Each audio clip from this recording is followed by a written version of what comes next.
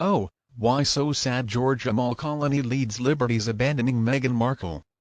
Hello and a very warm welcome to LVT News.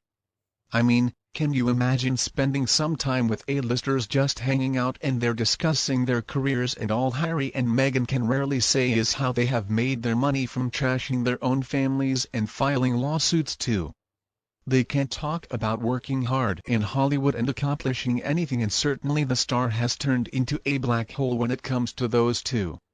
If we can believe what has been written in gossip magazines, Meghan would just love to be buddies with people like Jennifer Aniston, Reese Witherspoon and other A-listers. But also, if we're to believe what has been written, not a single one of them actually wants to be friends with her. After going to their wedding back in 2018, Georgia and Amal Clooney were an A-list couple. They continued to sometimes spend time with Amal was at Meghan's New York baby shower. And if I understand things correctly, Meghan flew back with her in the Clooney's. Apparently it was even George Clooney who suggested that J.R. Moringa should be the ghostwriter for Harry's book. But while Moore and Girl was pretty excited at the beginning, he supposedly realized pretty early on that Harry was simply not the person he thought him to be. And so he decided to pull out, and that explains the change of style towards the end of the book. So that relationship has certainly come to an end. And what about Serena Williams? Well, since that first podcast episode, there have not been any more sightings of the two of them together. A few years ago Meghan did show up to watch her play in New York, but Serena lost and apparently she asked that Meghan not come to her matches. And then how about Oprah and Gayle King? While there are no reports of them getting together and gossiping, David and Catherine Foster, they had a meal together in Montecito, to which Meghan and Harry brought their photographers to take pictures of them going into the restaurant, but there has been no sign of them spending any time together after that. So it looks like the list is becoming increasingly shorter. Mariah Carey: oh, no sign whatsoever of them spending time together. Now, I didn't listen to the podcast episodes. I just couldn't do it. But anyway, as I understand it, Maria referred to Meghan as a diva, and apparently Meghan did not agree with this assessment, and to Jennifer Aniston not supposedly report them for bringing a photographer into an exclusive club or something like that. I remember hearing something along those. So what about Tyler Perry? Well, it seems like he is the only one supporting Naked and Harry lately. But I understand that now he is also upset with Meghan.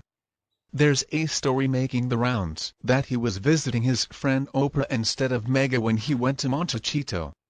So maybe this is just another example of Meghan's truth, like the one that Princess Diana's two sisters flew out for the christening, when in fact it has been proven that both of them were having dinner with their husbands. And oh, and how could I have forgotten Meghan's ex-bestie Jessica Maroney? Her twin sons were page boys at the royal wedding.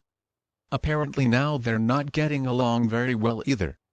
The only person I can think of is Elton John and his husband David Furnish. Now, Elton John has always had a soft spot for Harry, and as I understand it, he's basically a kind of uncle figure to both William and Harry, but I'm also curious as to why that project in making was on with Furniture. Netflix ended up being cancelled. But even when it comes to Elton John, there is a rumor about why he is no longer supportive of Meghan. It seems like Harry and Meghan were using his plane and they did not realize that he had it wired.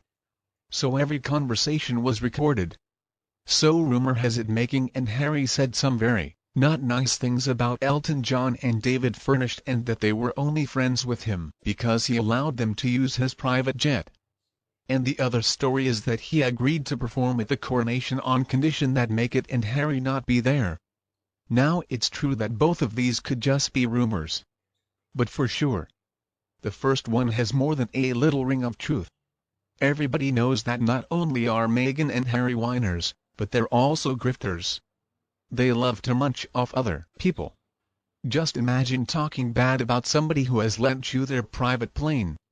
I mean, talk about entitled. The two of them deserve the disdain of the public because they brought that all on to themselves. And I was also curious about why Elton John would bug his plane, but you know what, maybe it's just that he's been taken advantage of so many times.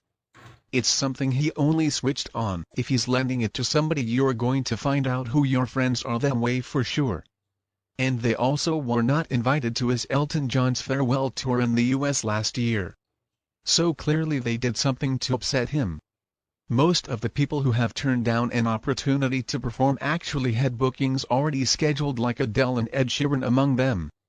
It's just a media story that these people were available to come and just did it to snap the king.